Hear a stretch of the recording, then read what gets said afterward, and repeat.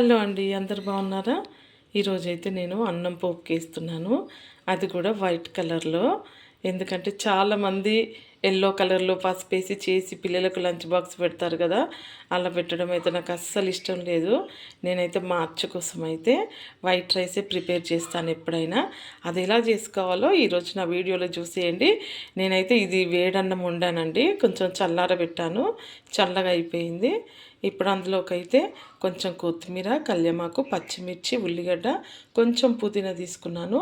ఇప్పుడైతే అన్నం ఎలా పోపుకేసుకోవాలో చూపించేస్తాను మీకు. ఇప్పుడైతే అన్నం పోపుకేసుకోవడం కోసం అయితే స్టవ్ ఆన్ చేసుకుంటున్నా. అలాగే ఇందులోకి అయితే కొంచెం సరిపడంత ఆయిల్ వేసుకుందాం.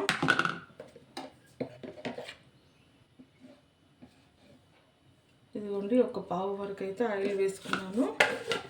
లంచ్ బాక్స్ కోసము ఇలా రైస్ ప్రిపేర్ చేసుకుంటే, కొంచెం పసుపు వేసుకోకుండా చేసుకుంటే పిల్లలకు చక్కగా బాక్స్లో పెట్టి పంపించవచ్చు. చాలా బాగుంటుంది ఇప్పుడు నేను ప్రిపేర్ చేసే రైస్ అయితే. ఆయిల్ అయితే వేడి అవుతుంది.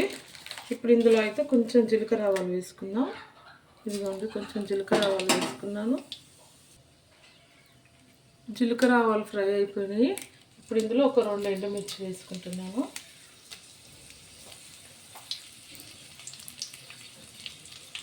ఎండుమిర్చి కూడా కొంచెం ఫ్రై అయిపోతున్నాయి.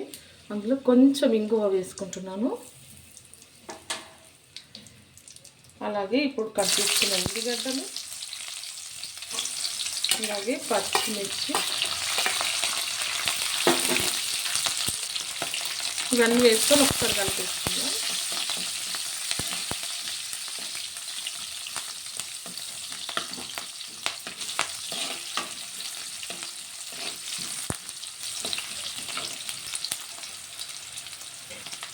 ఇప్పుడు ఇందులో కొంచెం పుదీనా వేసుకుంటున్నాను.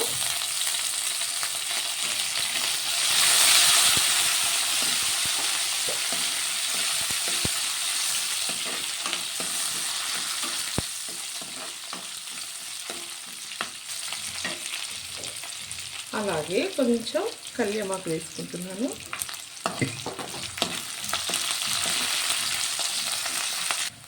ఇప్పుడు ఇందులో కొంచెం అల్లం వెల్లుల్లి పేస్ట్ వేసుకుంటున్నాం.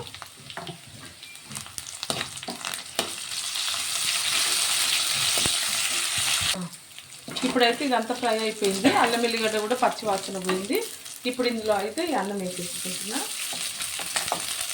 ఈ అన్నం కూడా వేడి వేడి ఉంది దిగిన.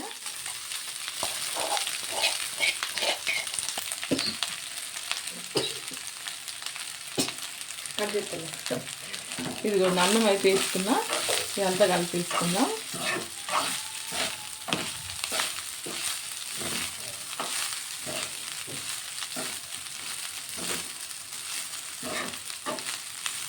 నిమ్మకాయ వేసుకోవాలనుకున్న వాళ్ళైతే నిమ్మకాయ వేసుకోవచ్చు. నా దగ్గర అయితే లేదు ప్రస్తుతానికి. నిమ్మకాయ వేసుకుంటే అయితే ఇంకా ఎక్సలెంట్ ఉంటుంది రైస్ అయితే. ఇప్పుడైతే ఇదిగోండి, కొంచెం ఉప్పు వేసుకుంటున్నాను రైస్కి తగినంత.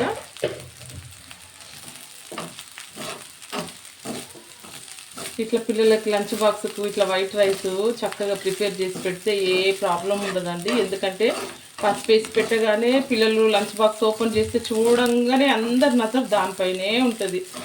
అది తిన్నప్పుడు కొంతమంది పిల్లలకైతే నిజంగానే హెల్త్ పాడైపోతుంది. మా అచ్చకైతే అస్సలు పడదు ఎల్లో రైస్. ఎప్పుడు కూడా తనకు బాక్స్లో అస్సలు పెట్టను నేను. తనకేమో ఎల్లో రైస్ అంటేనే చాలా ఇష్టము. కానీ 2-3 సార్లు తనైతే అస్సలు తిన్న ఫుడ్ తనకు అరగక వామిటింగ్ చేసుకోవడము, ఇంటికి వచ్చినాక అట్లాంటివి చేసింది. అందుకే అప్పటి నుంచి అస్సలు పసుపు వేసి అస్సలు చేయను, అన్నం పోపుకేయను. ఎప్పుడు కానీ ఇట్లా వైట్ రైసే చేసి పెడతా అచ్చుకైతే నేను. ఇదిగోండి, కొంచెం అయితే కొత్తిమీర చల్లుతున్నా. ఎందుకంటే ఇది వేడన్నమే కాబట్టి ఎక్కువ వేడి చేయాల్సిన అవసరం లేదు, ఇప్పుడు వండిన అన్నం కాబట్టి. అందుకోసమే కొంచెం లైట్గా వేడైతే చాలు. చూడండి, ఒక 5 నిమిషాలలో ఎంత చక్కగా అన్నం పోపుకేసుకున్నామో. పసుపు వేసి చేసిన రైస్ కంటే ఇట్లా పసుపు వేయకుండా చేసిన రైస్ చాలా టేస్ట్ ఉంటుంది, నిజం చెప్తున్నా. మా ఇంట్లో అయితే అందరికీ చాలా ఫేవరెట్ ఈ రైస్ అయితే. తప్పకుండా మీరు కూడా ఇంట్లో ట్రై చేయండి. చూడండి, రైస్ అయితే ప్రిపేర్ అయిపోయింది. ఇప్పుడైతే స్టవ్ ఆఫ్ చేస్తున్నా. ఇప్పుడు మా అచ్చ లంచ్ బాక్స్లో పెట్టేస్తాను. ఇదిగోండి స్టవ్ పై నుంచి అయితే అన్నం పక్కకు పెట్టేసుకున్న వేడిగా ఉంది. ఇప్పుడైతే ఈ రైస్ అయితే కొంచెం మచ్చుకైతే ఫస్ట్ ప్లేట్లో పెడుతున్నా.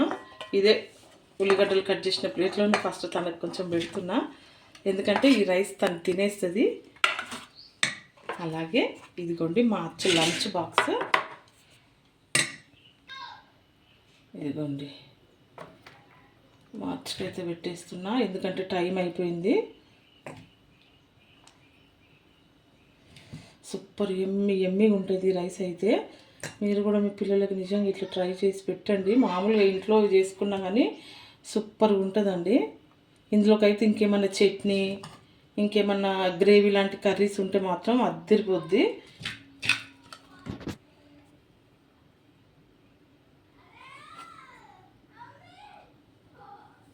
ఫైనల్గా అయితే ఇదిగోండి మా లంచ్ బాక్స్ అయితే రెడీ అయిపోయింది.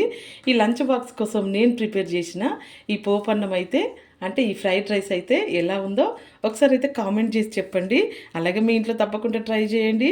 ఈ రైస్ వీడియో మీకు నచ్చినట్లయితే లైక్, షేర్, సబ్స్క్రైబ్. ఓకే అండి, బాయ్.